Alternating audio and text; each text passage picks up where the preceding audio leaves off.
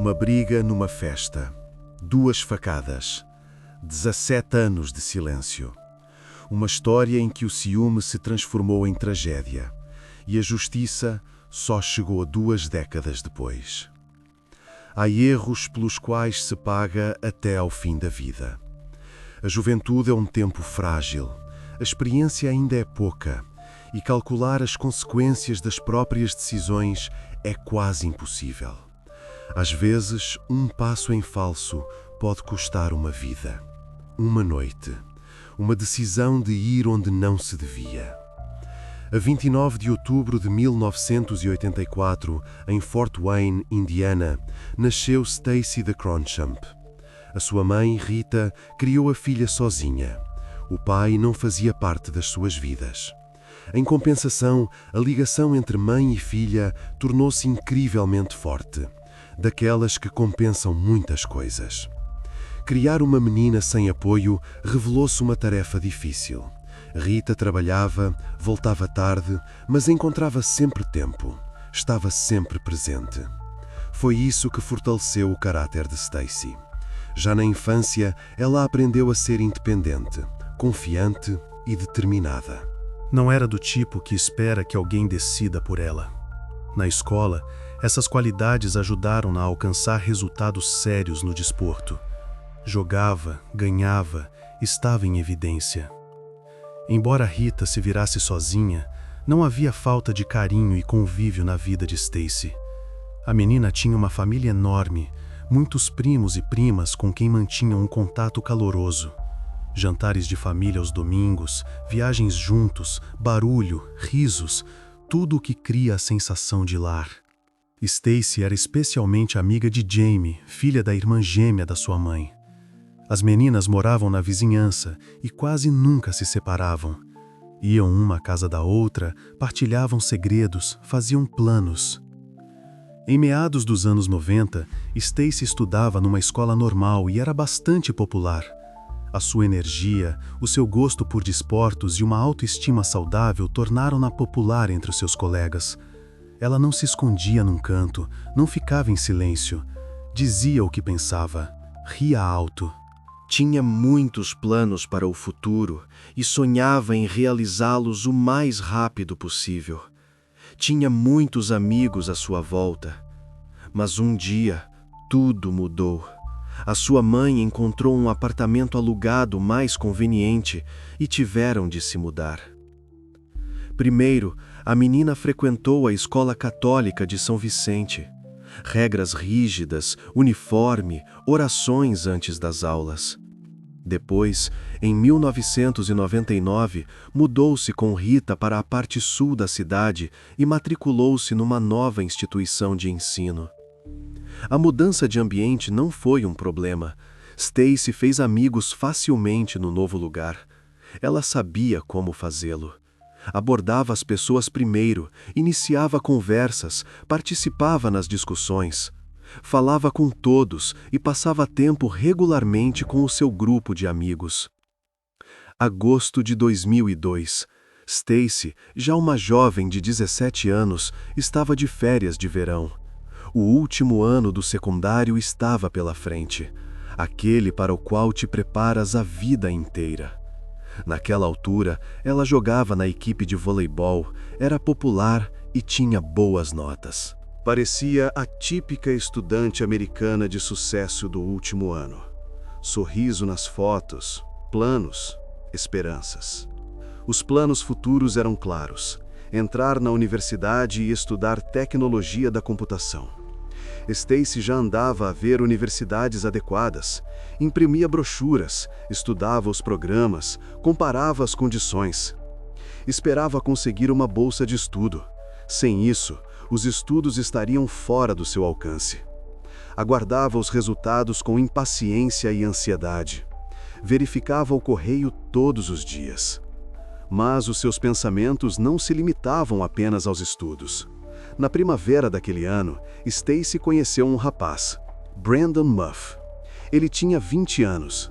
Era conhecido por ser sociável e ter um vasto círculo de conhecidos. Um detalhe interessante: no seu círculo havia frequentemente raparigas mais novas do que ele.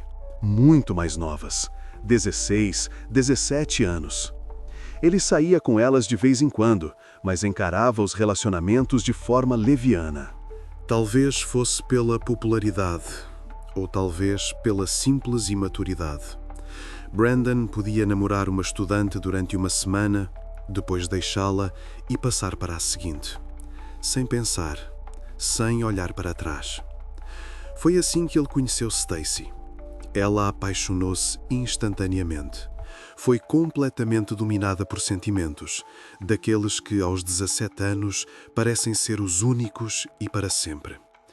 No entanto, não houve reciprocidade. No final da primavera, Brandon já pensava em terminar. O interesse desvaneceu-se tão rapidamente como tinha surgido. Depois de algumas discussões, separaram-se. Uma história comum, dolorosa, mas comum. No início, a rapariga tentou distrair-se. Concentrou-se na preparação para o último ano e arranjou um trabalho a tempo parcial. Nada de sério, alguns turnos por semana numa loja local. Mas queria juntar algum dinheiro para a universidade. Cada cêntimo contava. Mas os sentimentos não desapareceram. Eles não desaparecem com um estalar de dedos. Mais tarde, descobriu-se que Stacy não era a única paixão de Brandon. Antes dela, ele tinha namorado com uma rapariga chamada Holly Boisvert. Ela estudava na mesma escola que Stacy, mas era um ano mais nova. Em 2002, ela fez 16 anos. Nesse período, Holly estava a passar pela adolescência com todas as suas maravilhas. Agressividade, conflitos, mudanças de humor bruscas. Muitos consideravam que Holly e Stacy eram opostos completos. Uma, calma, equilibrada, sorridente. A outra, temperamental, pronta para explodir a qualquer momento. Holly era descrita como uma pessoa problemática, que não perdia uma oportunidade de se meter numa briga. Havia casos, cochichava-se sobre eles nos corredores da escola. Quando ambas as raparigas descobriram que estavam ligadas pelo mesmo rapaz, as reações foram diametralmente opostas. Stacy, naquela altura, já tinha superado a situação. Encarava tudo com calma, sem drama. Além disso, ela e Brandon tinham namorado em alturas diferentes, por isso não via problema nisso. O passado é passado. Mas Holly sentia um ciúme genuíno. Todos à volta notavam. Os olhares com que seguia Stacy no corredor, os comentários ríspidos, a tensão que se podia sentir a 1 metro de distância. Provavelmente, o problema era que ela tinha terminado com Brandon no inverno de 2002 e ainda tinha sentimentos por ele. Fortes, dolorosos. Ela esperava por uma segunda oportunidade. Acreditava que era possível. Mas o aparecimento de Stacy acabou com essas esperanças. A tensão entre as raparigas começou a aumentar, lentamente, inevitavelmente. Um dia, num domingo, Holly deu uma festa em sua casa. Apesar do seu caráter difícil, ela continuava a ser popular e organizava frequentemente eventos do género. O pai permitia-lhe muitas coisas, demasiadas, como diziam os vizinhos. Stacy também foi. Não sabia que era um erro. Holly reconheceu-a imediatamente, do outro lado da sala, por entre a música e o barulho. Embora quase não tivessem falado antes, a anfitriã da casa aproximou-se imediatamente. Não a cumprimentou. Começou logo a insultar a convidada, em voz alta, à frente de todos. Stacy não quis fazer uma cena, afinal não estava em sua casa, mas sentia-se constrangida e ofendida. As suas bochechas ardiam. Queria que o chão se abrisse. Ela saiu da festa mais cedo do que todos. Simplesmente pegou no casaco e saiu, sem se despedir. Depois desse incidente, Stacy sentia antipatia por Holly. Simplesmente não queria ter nada a ver com ela. Durante algum tempo, conseguiu. Estudavam em turmas diferentes, cruzavam-se raramente.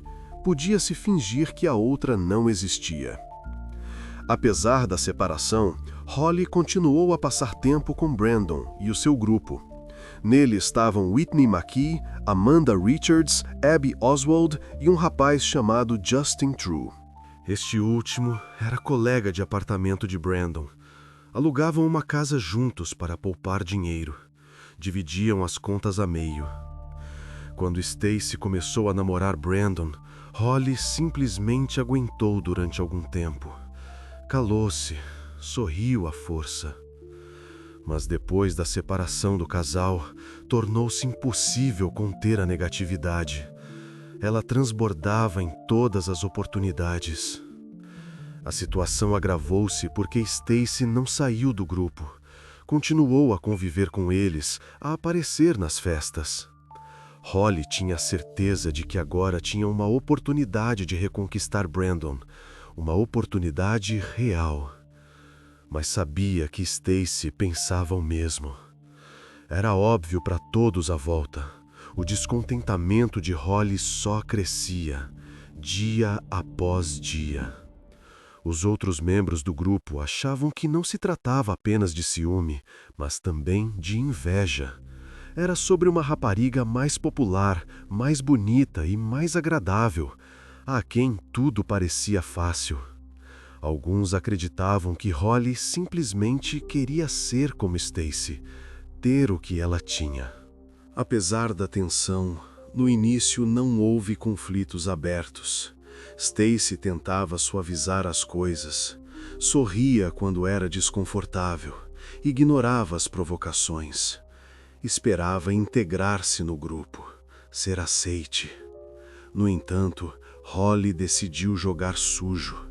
Começou a criar situações desagradáveis e a gerar atritos entre a novata e os outros. Sussurrava ao ouvido de uma, insinuava a outra. A negatividade aumentava, a atmosfera tornava-se mais tensa. Um desses incidentes aconteceu em meados do verão de 2002, um conflito entre Whitney e Stacy. Inicialmente, Whitney era reservada em relação a ela, neutra. Até tentou apaziguar os desentendimentos quando surgiam, mas em breve a sua posição mudou drasticamente. A causa foi Holly. Ela disse à amiga que Stacy andava a falar mal dela com Brandon nas suas costas, que a difamava, ria dela, dizia coisas horríveis. Era mentira, uma mentira completa e descarada, mas Whitney acreditou. Este não foi o único incidente no grupo, mas um dos mais marcantes. Depois disso, a relação deteriorou-se visivelmente. Olhares frios, sorrisos forçados. Assim, Holly e Whitney uniram-se contra Stacy, embora não expressassem abertamente o seu descontentamento. Jogavam ao silêncio. Curiosamente, a ofendida Whitney nem sequer tentou falar com a suposta ofensora. Não perguntou, não esclareceu. Simplesmente acreditou na palavra de Holly e começou a tratar a rapariga com hostilidade. Evitava-a nos corredores, não respondia às suas mensagens. Provavelmente devido à crescente tensão, no final do verão de 2002, Stacy deixou de falar com aquele grupo. Simplesmente parou de atender as chamadas. Não aparecia nos encontros. A única pessoa com quem continuava a manter contato era Abby Oswald. Elas discutiam frequentemente a situação. Encontravam-se em cafés, bebiam café, falavam durante horas. Mas a própria Abby não se dava bem com a instigadora do conflito, Holly, por isso não sabia de todos os seus planos de ações. Ela tinha terminado a escola com Brandon em 2000 e desde então passava tempo com o grupo. Abby apoiava Stacy, acreditava nela, estava do seu lado. De qualquer forma, na quinta-feira, 15 de agosto de 2002, todos os pensamentos de Stacy estavam focados no último ano do secundário que se aproximava. Os conflitos tinham acalmado, como se um furacão tivesse passado ao lado. Os adolescentes preparavam-se para o novo ano letivo. Compravam cadernos, escolhiam mochilas. As aulas deviam começar muito em breve, em poucos dias. Para se prepararem, Stacy e Abby decidiram ir a um centro comercial comprar roupas novas, incluindo um vestido para o baile de finalistas, aquele com que se sonha durante todo o último ano. Pelo caminho, as raparigas discutiam os rumores relacionados com Brandon. Quem se tinha encontrado com quem, o que tinha dito, onde tinha estado. A amiga descobriu que Stacy queria voltar para o ex. Ela pensava encontrar-se com ele no fim de semana, para resolver tudo antes do início das aulas. Falar com calma, começar do zero. Quando Abby disse que Brandon ia dar uma festa em sua casa, Stacy animou-se. Parecia a oportunidade perfeita para conversar e resolver todos os problemas. O momento ideal. A única coisa que ensombrava a situação era que, em eventos como aquele, Holly e Whitney, que estavam contra ela, estavam sempre presentes. Stacy não queria ir. Tinha medo de provocar um escândalo. Tinha medo que tudo acabasse mal. Abby começou a acalmar a amiga. Convencia-a de que a festa seria divertida e que não havia motivo para preocupação. Falava de forma suave, mas insistente. Quando isso não resultou, pegou no telefone e ligou para Brandon, ali mesmo no carro. Marcou o número, esperou o sinal de chamada. Ele confirmou. Não tinha convidado Amanda, Holly e Whitney. Em vez delas, por volta da meia-noite, deviam chegar outros convidados, rapazes mais velhos, da faculdade. Stacy ouviu a conversa e suspirou de alívio. Conseguiu convencê-la. Se nenhuma daquelas raparigas estaria lá, ela decidiu passar tempo com o rapaz e tentar consertar a relação. Apenas uma noite. Uma conversa. Na verdade, ao mesmo tempo, Holly preparava-se para essa mesma festa. Não se sabe ao certo se foi uma armadilha e qual o papel de Brandon nisso. Se ele sabia de antemão, se planejou, ou se simplesmente deixou as coisas acontecerem. Mas quando Holly ouviu falar do evento, decidiu ir. Sem convite, simplesmente pegou e decidiu. As suas amigas Amanda e Whitney não planejavam juntar-se a ela. As raparigas alegaram que os pais eram contra elas irem a um lugar onde se juntariam muitos rapazes mais velhos, pessoas desconhecidas, álcool, tudo o que preocupa os pais. Holly só conseguiu convencê-las a darem-lhe boleia, só para a levar, e pronto. E depois iriam imediatamente para outra festa com pessoas da mesma idade. Combinaram que no caminho de volta passariam para ir buscar Holly. Um plano simples. Por volta das 10 da noite, Whitney parou em frente à casa de Brandon. O motor estava ao ralenti. Antes de sair do carro, Holly virou-se para Amanda no banco de trás. Pediu-lhe que devolvesse a faca que ela tinha usado antes. Estendeu a mão, à espera. Todos os seus amigos próximos sabiam.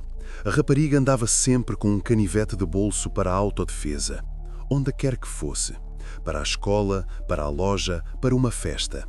Sempre no bolso ou na mala. Naturalmente, Amanda não deu importância. Entregou-lhe a faca, sem sequer pensar. Para eles, era algo normal, rotina. Holly foi recebida por Brandon. Ele sorriu, abraçou-a de forma casual. Ofereceu-lhe logo uma bebida, estendeu-lhe uma lata de cerveja do frigorífico. Depois disso, sentaram-se na varanda à espera dos outros. Agosto. Uma noite quente. Nalgum lugar, ouvia-se música vinda das janelas abertas de uma casa vizinha. Meia hora depois, Stacy e Abby chegaram à casa. O carro parou na beira da estrada. As portas abriram-se.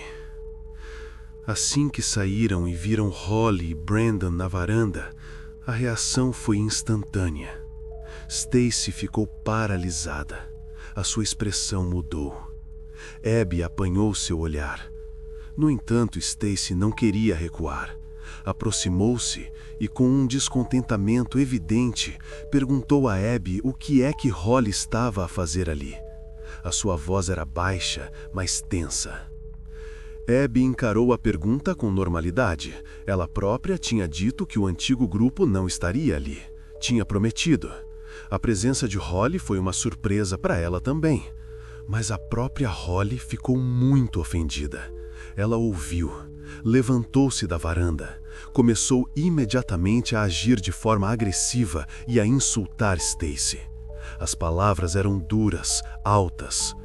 Depois de uma troca de provocações, propôs uma briga para decidir qual delas devia ir embora, ali mesmo, naquele instante. Stacy não era fã desse tipo de confrontos.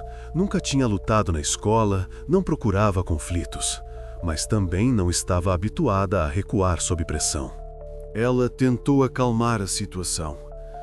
Disse algo apaziguador, simplesmente rebatendo os ataques de Holly. Mas a atmosfera só se tornava mais tensa. Holly deu um passo em frente. Stacy não recuou.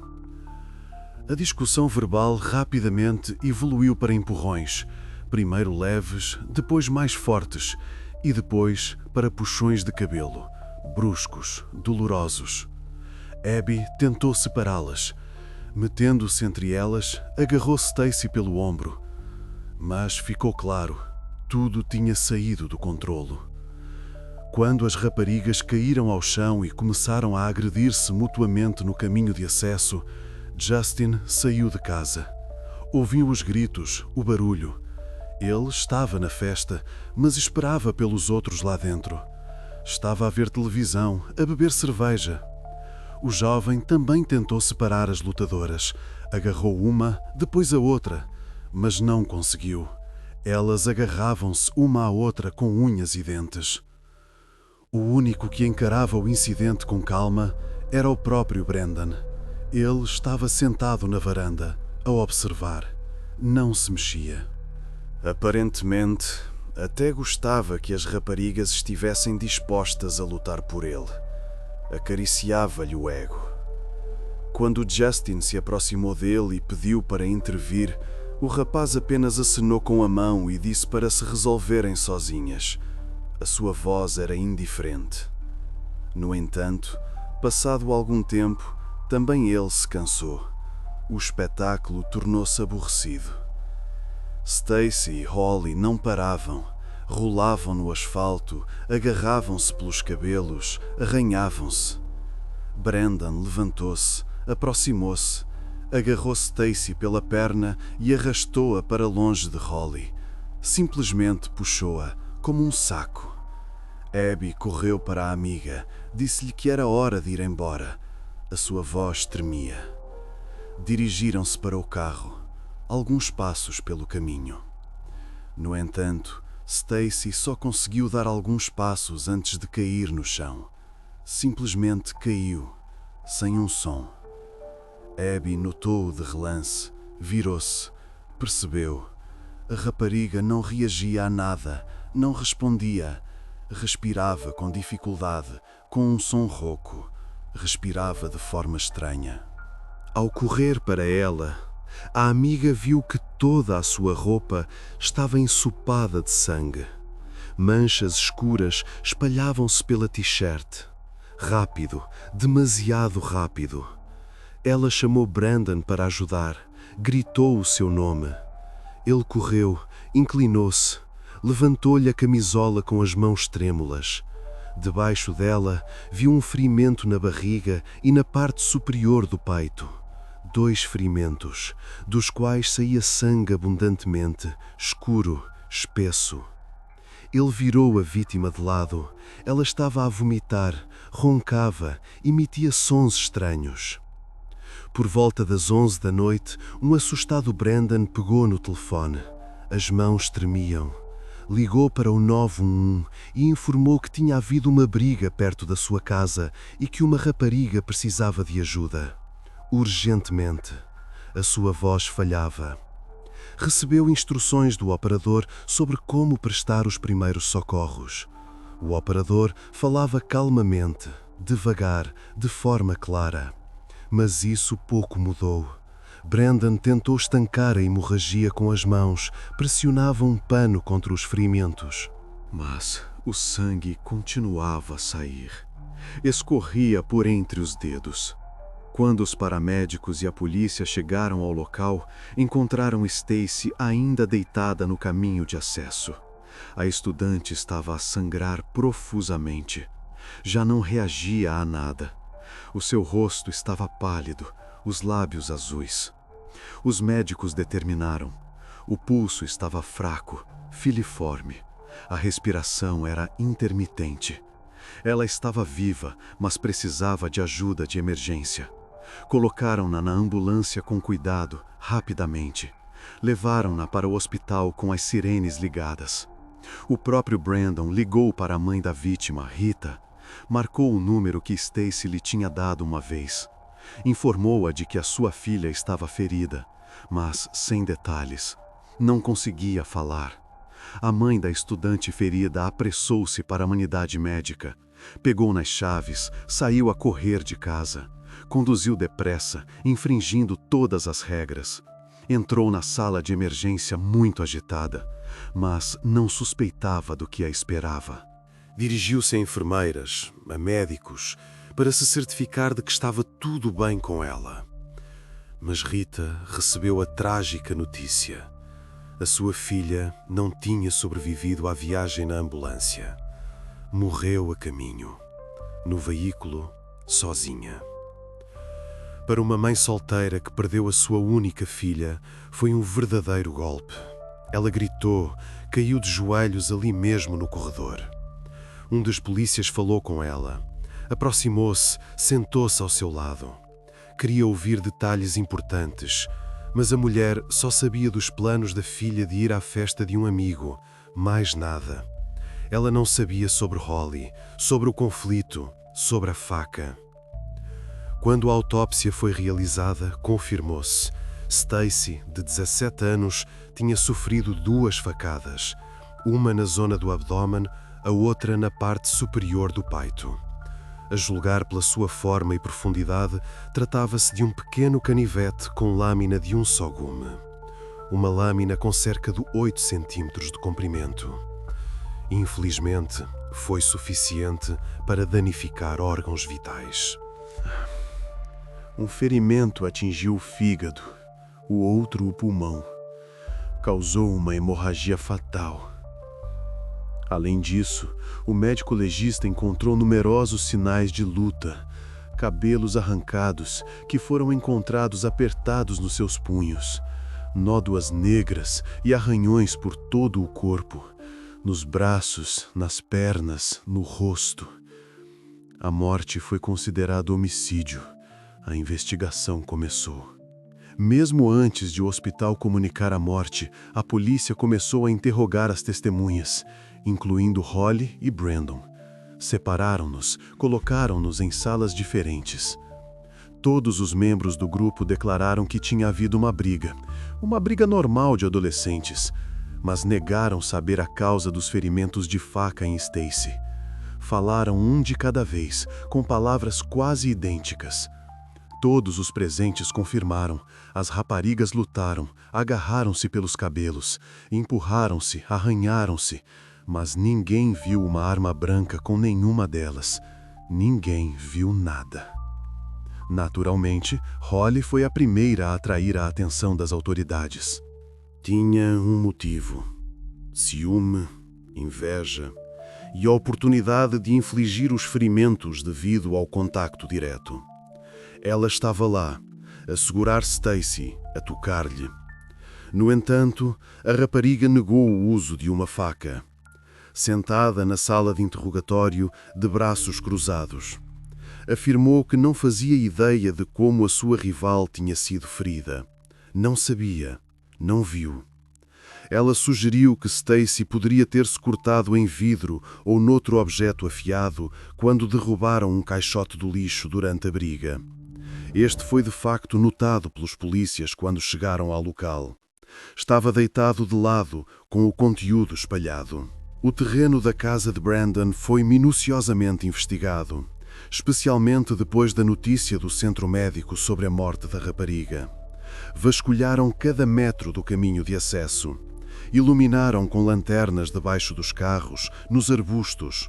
Mas a faca que Holly costumava usar para a autodefesa nunca foi encontrada no local do crime. Também não estava com nenhum dos presentes. Revistaram bolsos, malas, carros. Nada. A própria suspeita negou que trouxesse consigo uma arma branca. Olhava os polícias nos olhos, sem piscar. Naquele momento, os detetives não tinham provas suficientes. Tinham indícios circunstanciais, mas não provas diretas. Era necessário verificar todos os detalhes cuidadosamente e realizar uma perícia forense. Já no dia seguinte, começaram a circular rumores sobre a briga, rápidos como um incêndio. Os estudantes discutiam nos corredores, nas redes sociais, ao telefone. Foram chamados psicólogos para trabalhar com os adolescentes da escola. Chegaram especialistas, realizaram conversas para acalmar o grupo de jovens e outros alunos. Muitos choravam, alguns estavam em choque. O funeral de Stacy realizou-se na terça-feira, 20 de agosto de 2002, no dia seguinte ao que ela deveria ter começado o seu último ano letivo. Em vez do primeiro dia de aulas, um funeral. Foi enterrada com o mesmo vestido que tinha comprado com Abby no dia da briga fatal. Um vestido azul claro que ela experimentou na loja com um sorriso feliz. Inicialmente, planejava usá-lo no baile de finalistas, dançar com ele, tirar fotografias, rir. Os rumores espalharam-se pela escola em ondas, e desde o início, todos os que conheciam bem as relações no grupo de adolescentes consideravam Holly a assassina. Era a única com um motivo óbvio, compreensível. Além disso, a briga entre as raparigas aconteceu exatamente naquele momento. Estavam juntas, tocaram-se, lutaram. No entanto, as opiniões divergiam a partir daí. Alguns achavam que ela se estava defendendo, agiu em pânico, com medo. Outros que estava a defender os amigos da agressão de Stacy.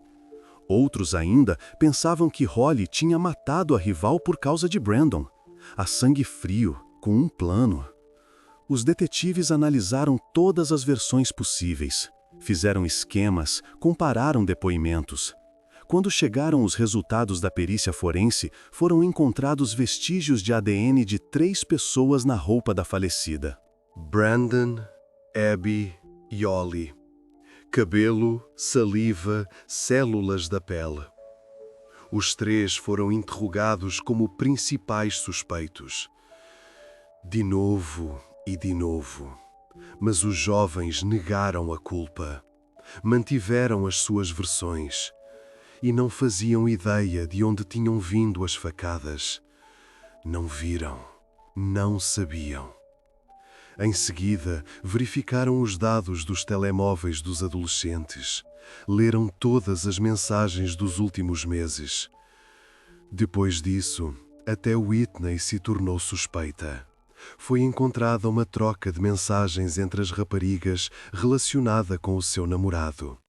Tratava-se daquele incidente em que Holly caluniou Stacy. As mensagens eram raivosas, cheias de ódio.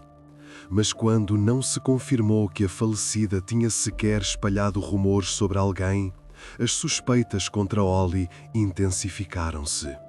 Tudo apontava para ela.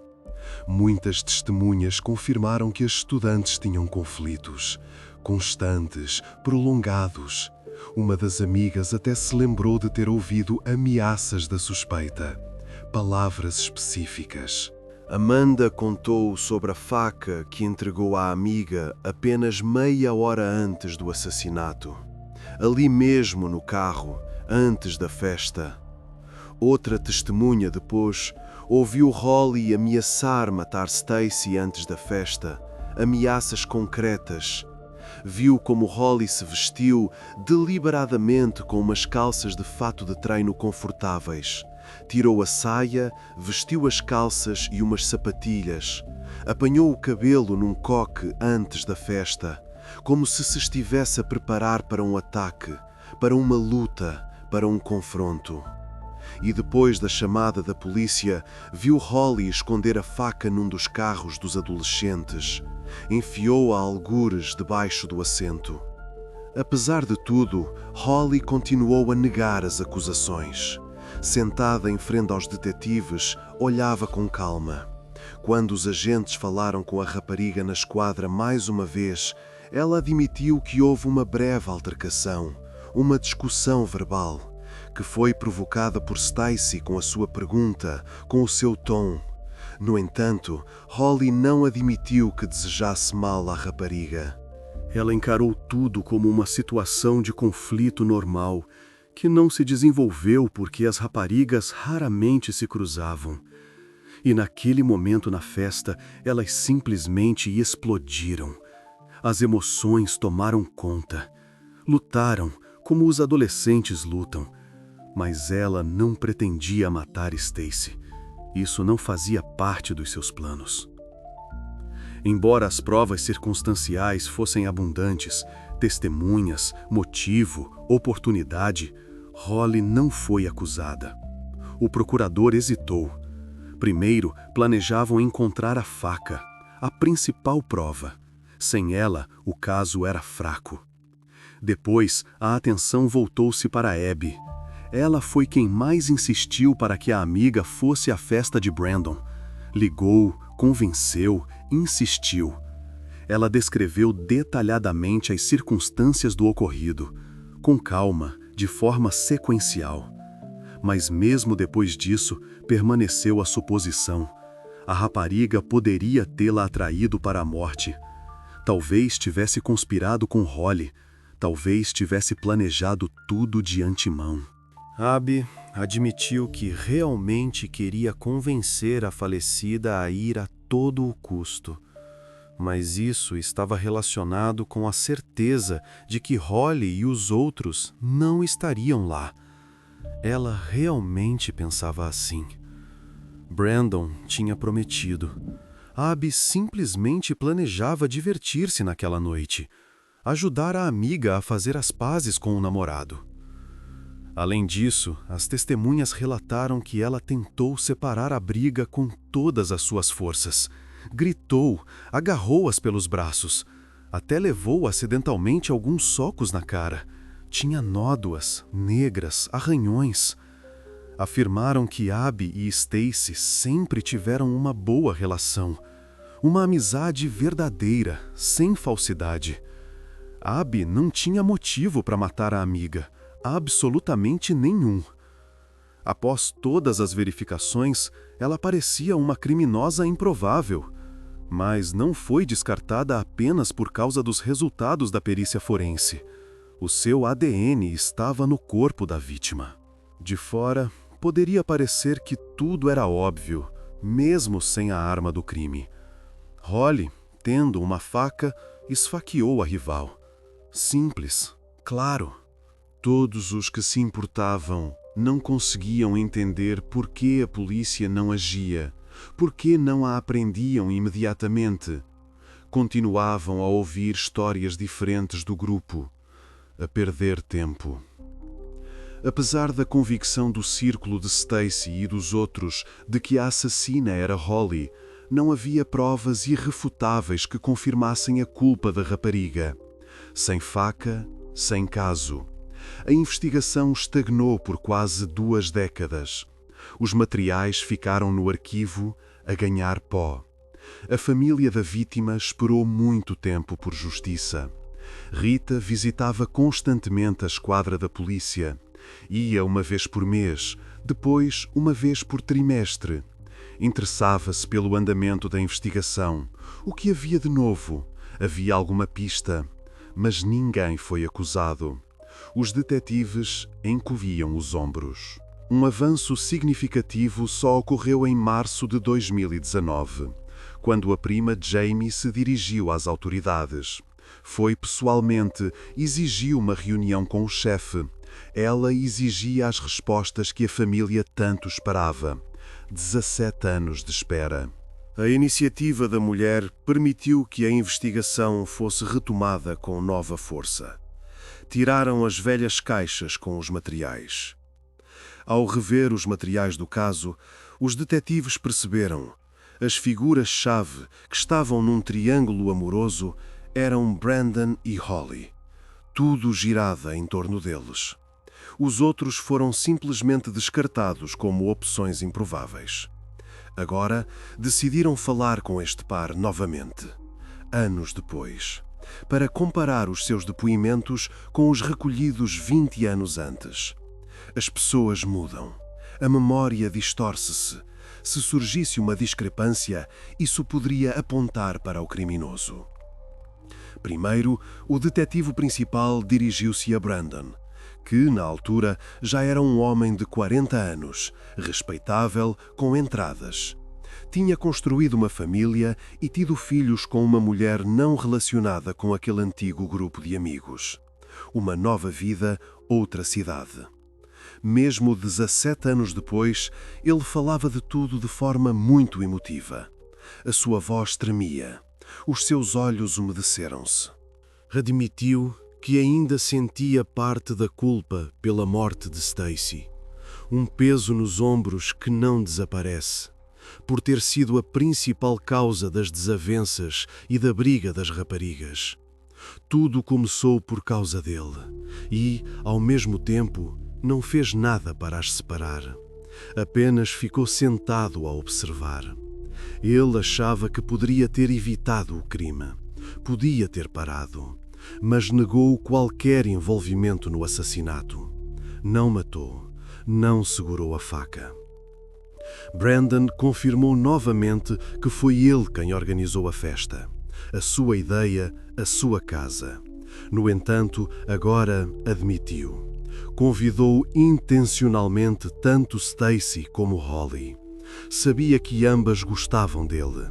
Sabia que elas tinham conflitos entre si, que não se suportavam.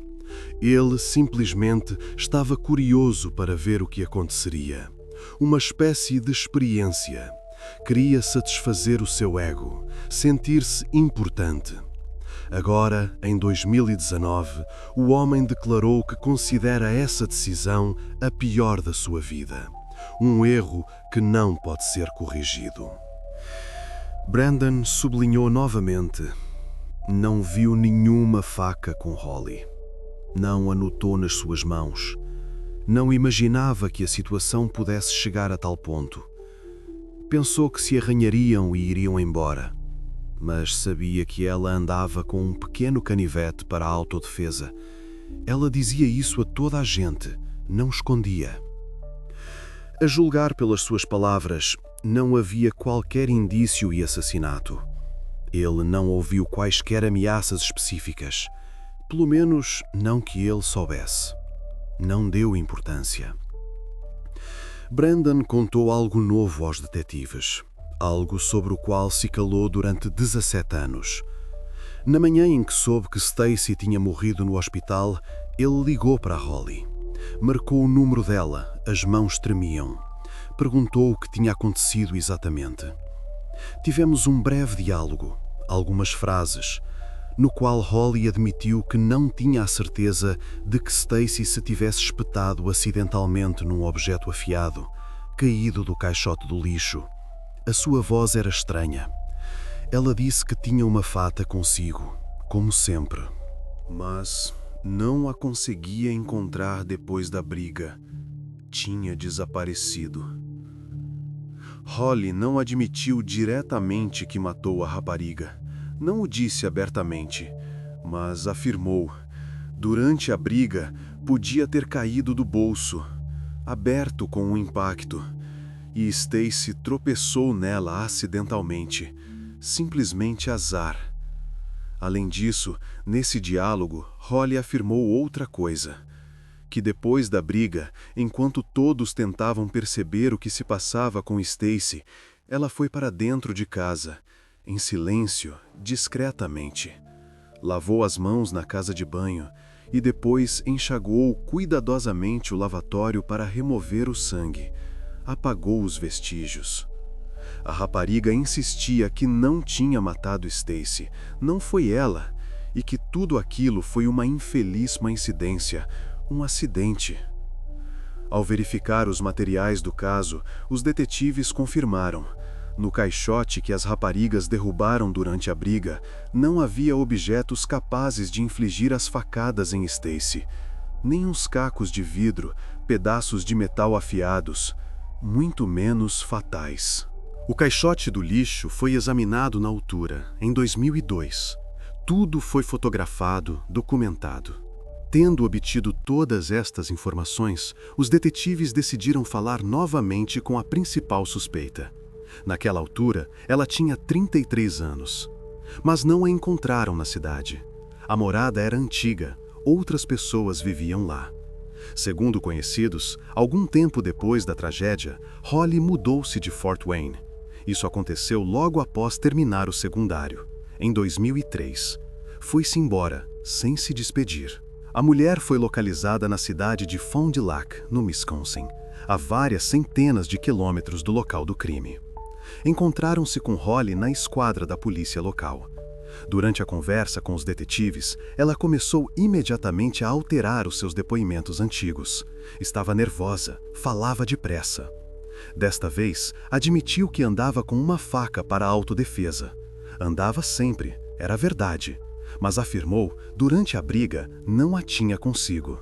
Segundo a suspeita, estava na sua mala, que tinha ficado no carro de Whitney. Quando a briga aconteceu, não tinha a mala consigo. Holly continuou a negar a culpa. Olhava o detetive nos olhos e declarou que, apesar das desavenças, continuava a considerar Stacy uma amiga. Eram amigas, apenas se tinham desentendido um pouco.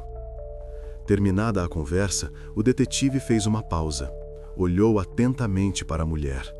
Perguntou se ela ainda tinha aquela faca, a que usava em 2002. Inesperadamente, a mulher declarou que talvez sim, em casa, numa gaveta da secretária. Ela entregou o canivete ao investigador alguns dias depois. Pequeno, gasto, com marcas do tempo. Agora, os polícias estavam animados. Podia ser aquilo. Se a perícia forense permitisse encontrar vestígios de ADN da vítima na arma, isso poderia ser um passo decisivo na investigação. O acorde final. Infelizmente, a verificação mostrou, na superfície do instrumento, não havia sequer vestígios residuais de ADN. Nada. Limpo. Passou demasiado. Foi lavado demasiadas vezes. No entanto, o médico legista confirmou que a forma da lâmina era idêntica à que a arma do crime deveria ter. A faca tinha uma lâmina do mesmo comprimento, 8 centímetros, e um gume de um só lado. Uma correspondência perfeita. Apesar da ausência de provas irrefutáveis, os detetives obtiveram um mandado de captura para Holly a 24 de março de 2020. O procurador decidiu-se. Quando os polícias chegaram para a deter de manhã cedo, bateram à porta. A primeira coisa que lhes perguntaram foi se ela sabia por que estavam ali. A mulher ficou paralisada na entrada. Respondeu com agitação, a sua voz tremia, as mãos cerradas em punhos. Disse que talvez fosse porque tinha matado a sua amiga 17 anos antes. Se ela simplesmente tivesse ido embora e não tivesse começado a briga, ela estaria viva. A culpa era sua. Isto tornou-se, na prática, a confissão de Holly. Voluntária, inesperada. Foi detida ali mesmo à porta. Algemaram-na, leram-lhe os seus direitos. Foi acusada de homicídio. Curiosamente, de todo o grupo de jovens, Holly foi a única que chamou a si e a Stacy de amigas. Durante todo o tempo, todos os anos. Os outros afirmavam, nunca tiveram sequer uma relação amigável, foram sempre rivais. Competiam uma com a outra pela atenção de Brandon. A julgar pelas circunstâncias, ela estava simplesmente a tentar minimizar o grau da sua culpa, suavizar as formulações. Não um assassinato por ciúme, mas uma briga de amigas que saiu do controlo. Holly foi extraditada para Fort Wayne para as audiências, um longo caminho de volta. No entanto, não lhe estava destinado participar no processo judicial. Não houve um longo julgamento, testemunhas, alegações. A 17 de dezembro de 2021, Holly declarou-se culpada de homicídio em primeiro grau, um acordo com a acusação. Ela confirmou que infligiu 2 facadas em Stacy, num acesso de raiva, no momento em que perdeu o controlo. Por ciúme de Brandon, por não conseguir aceitar a perda, a arguída pediu desculpa à família da vítima. Virou-se para Rita, que estava sentada na sala do tribunal. Disse que lamentava o que tinha feito, que gostaria de poder voltar atrás no tempo. Rita não respondeu, apenas olhou. Depois disso, a mulher foi para trás das grades. Foi condenada a 25 anos de prisão, mas foi-lhe deixado o direito à liberdade condicional, uma possibilidade teórica. A data mais próxima em que poderá apresentar pela primeira vez um pedido à Comissão de Liberdade Condicional é março de 2030. Cumprirá 28 anos desde o crime. Sairá aos 56 se a libertarem. Rita vai agora regularmente à campa da filha. Leva flores, senta-se num banco ao lado. Fala com ela, conta-lhe as novidades. A justiça foi feita, mas isso não trará Stacy de volta. Ela nunca chegou à universidade, a estudar tecnologias de computação.